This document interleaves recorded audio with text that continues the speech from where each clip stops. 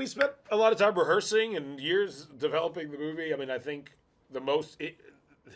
it's nice when you get along with the people you're working with, but the most important thing is that you really think you're making the same movie and are working towards the same goal.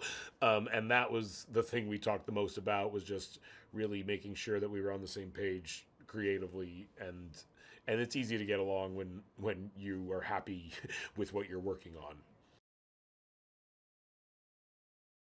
I mean, I think in general, no matter what the film is or the topic is, I think you're just trying to understand, and it's helpful when I find it very helpful as a producer when you're part of that developmental process, and it's not just kind of walking in and people have done all this work and you're kind of playing catch up. We kind of went on this road together and knew from the beginning as we were developing what that movie was, and so in a weird way, that was the preparation for it. We had talked about every single thing about this movie so much that, outside of just wanting to understand what Secretary of State's do, but that was part of the writing too. We really brought in people that could help us with all of that stuff. So it all becomes very informational. You file it away, and hopefully on the day that you start shooting, that stuff is just naturally there and you're not artificially manipulating it.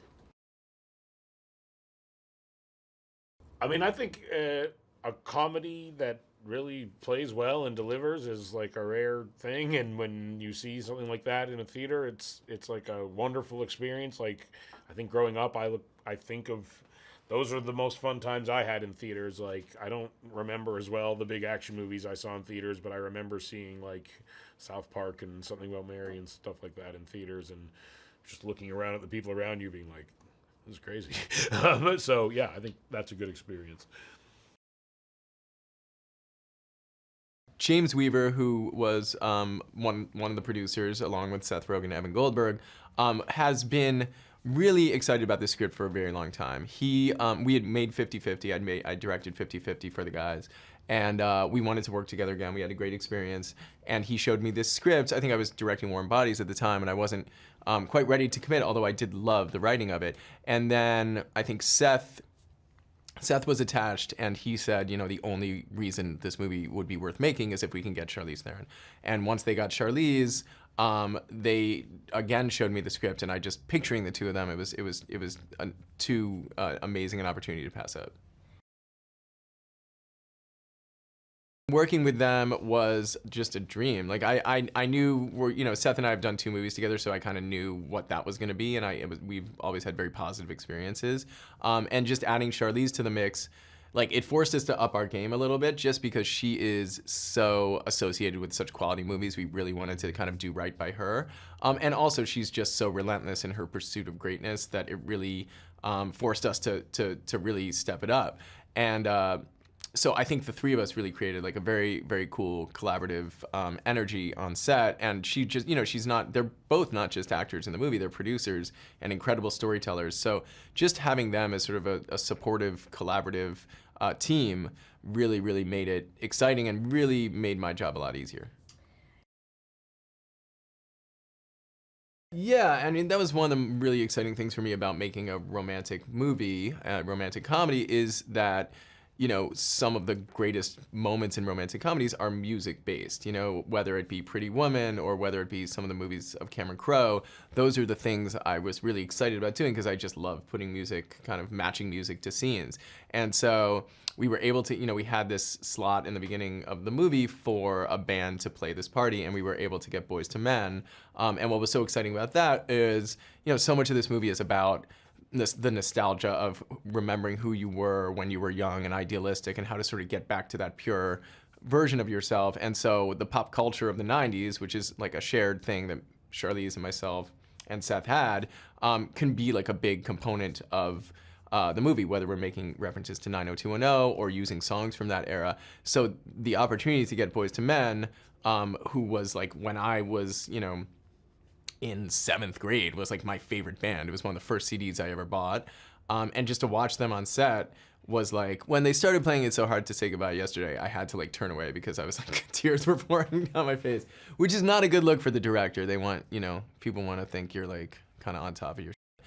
Anyway, and then as far as as far as like the other music in the movie, a lot of it was kind of, we have an amazing music supervisor, but a lot of it I really like to handpick. And so I will spend hours just like going through my iTunes and just like trying songs and listening to them and thinking about whether they'd match up really well with picture. And so a lot of my favorite songs in the movie came about that way. I read the script and just loved it. There are times where you're reading and it's just taking forever, and this one, I think I read in 40 minutes. So I knew that was a sign of a very funny, great movie. Oh my gosh. Working with the cast of Long Shot was a dream come true. And I have worked with Seth before, just in smaller roles in some of his movies, and come in and have seen the way his entire team works and how collaborative they are and how they just want everybody to be hilarious. And as someone who loves doing comedy, have loved working with them in the capacity that I have. So to do a whole movie with him and his whole team was just so much fun. And the set is as fun as you might imagine it would be. And I had a blast. And then Charlize, who, I think people are going to be so stunned to see, is equally hilarious and just plays things so truthfully and honestly that, of course, they are very funny. So I had an amazing experience. John Levine, the director, actually put me in touch with John Kerry's chief of staff before we started shooting, and that one day I had between arriving and starting. And I had a conversation with him about his role for John Kerry and how he related to him and what his responsibilities were, but more specifically what the relationship was and how either formal or not formal. I did some research with him to really understand that. And then I've also seen from being around movie stars how people react when someone with a lot of power and influence walks into the room and how they kind of make their lives easier. So that was something I drew from. And, of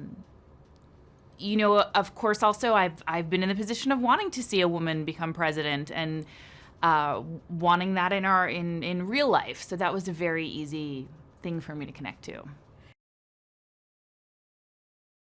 Well, first and foremost, I hope audiences laugh because I think it's so funny. And I think that right now we need to laugh. And I think it's such a special thing that's so underappreciated. And I think especially critically underappreciated. It's so hard to do, and it's so amazing when you can make someone laugh. And it's one of my favorite things in the world to do, is to hear an audience laugh at something I've done. So aside from, I think, really falling in love with these two characters and the love story, I really, really think the audience will just enjoy laughing through the movie. My agent sent me an email that said there's this film with Seth Rogen and Charlize Theron, and that's really all I needed. I was going to be in this no matter what, by any means necessary.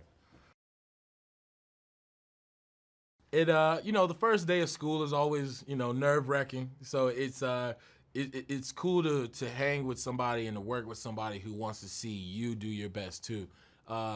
I'd always been taught that scenes are kind of, you're sparring.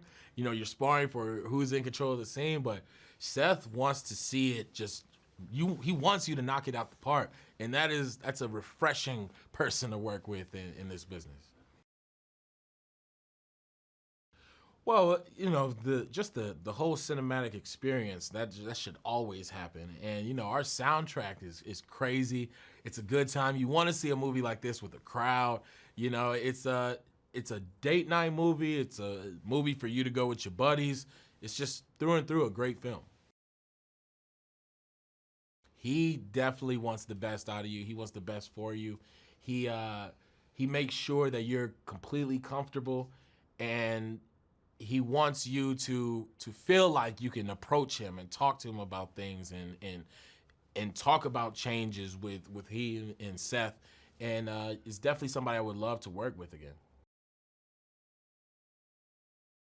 Even though it is, a comedy and it's a lax environment, the work ethic from Seth and his team, they're always panning for gold. They're always looking for what can we do to make this scene its absolute funniest. And if something's not working, they're quick to be like, no, all right, let's do something else.